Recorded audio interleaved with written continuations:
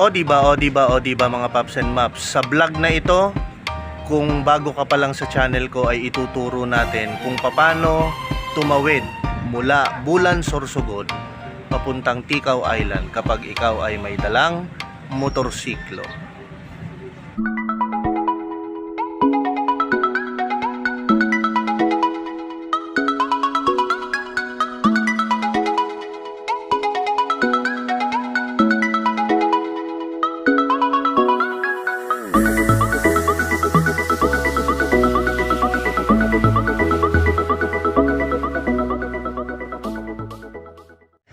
At ayun na nga mga Paps and Maps, kagaya ng nasabi natin sa intro, yan, yung bidyong ito ay ginawa natin para sa mga gustong magdala ng motorsiklo, maidadala ninyo ang inyong motorsiklo mula Bulan Sorsogon patawid ng Tikaw Island.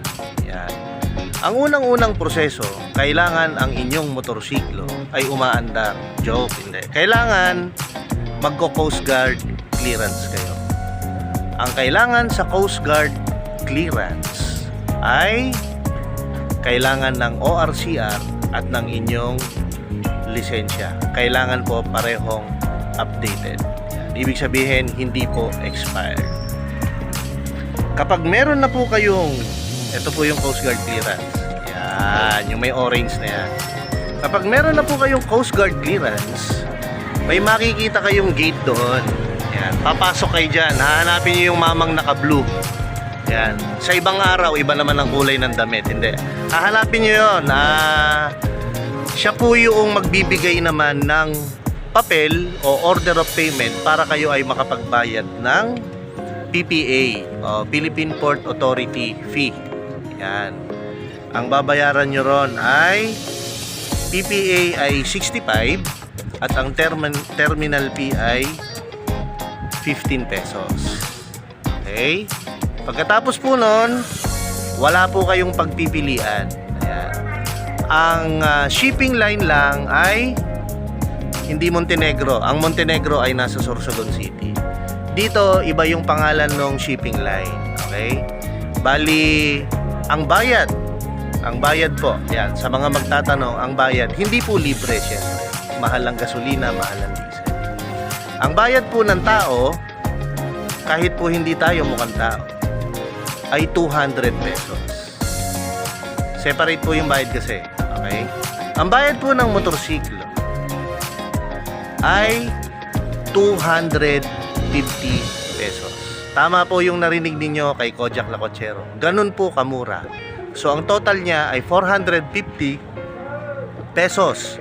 May dadala nyo na po mula Bulan Sorsogon patawid ng Tikaw Island ang inyong motorsiklo at pwede na kayong pamasyal roon. Shout out kay Ate Nedeline Lado. Yan, nakilala natin dito isang residente ng San Jacinto sa may Tikaw Island. Marami na siyang sinabing papasyalan natin. Yan. So ulitin lang natin ha. Kapag nandito kayo sa Bulan Sorsogon at gusto ninyong itawid ang inyong motorsiklo, pwede po. Ang una ay Coast Guard. Pag kayo ay cleared na doon, papasok kayo sa gate, hihingi kayo ng order of payment kay mamang naka-blue, kay kuya. Yan. Tapos, magbabayad na kayo ng PPA na 65 at terminal fee na 15 pesos. Total nun ay 80 pesos na yung binayaran natin. Okay. Sa ticket, hindi na po dyan.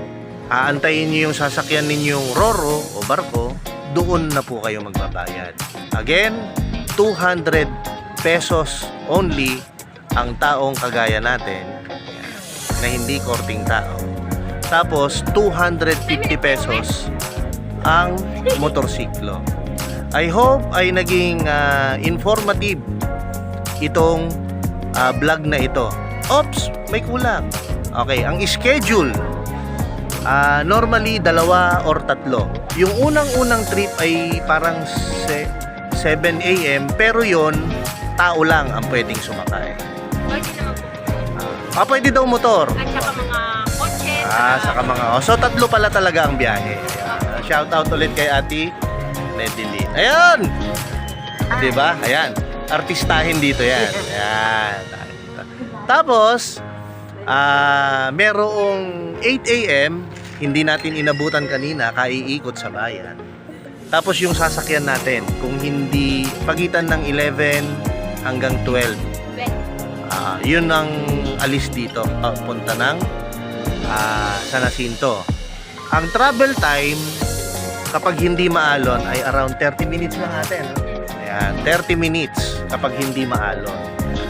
Dahil ang distansya niya, port to port, ay around 18 kilometers lang. So, malapit lang. Ayan. Actually, natatanaw na po natin ang Tikaw Island. Yan. So, sa mga nakagusto ng video na ito, naging informative ang video na ito, mga Paps and Maps, ay don't forget to like, share, and subscribe po sa aking YouTube channel. Pakipollow na rin po ang aking Facebook page, Kojak Lacochero. At libre lang naman, mag-comment naman kayo at nang may nababasa naman ang hindi sikat na vlogger na kagaya ko. Ayos ba yan?